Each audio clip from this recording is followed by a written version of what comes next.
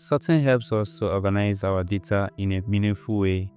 Like what we have here is the students list, but these names are not organized alphabetically. We can also choose to organize them by ascending or descending order. So let's go back to our Mysql workbench and sort this data. So first I'm going to select everything. So right here we have list of all the students. But now let's say we want to sort them by their grades.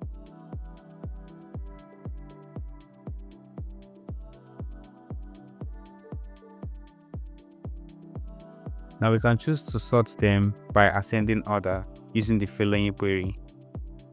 Now this is going to show us all the grades of the students by ascending order, starting from the lowest to the highest.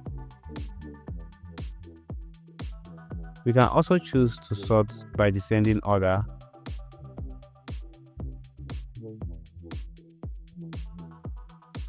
So in this case, it is going to start from the highest to the lowest.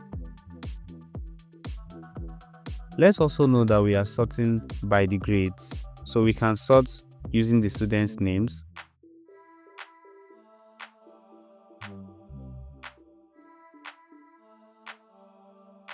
In this case, we are sorting by descending order using the students' names. So we are starting from letter Z to letter A. We can also choose to sort by ascending order.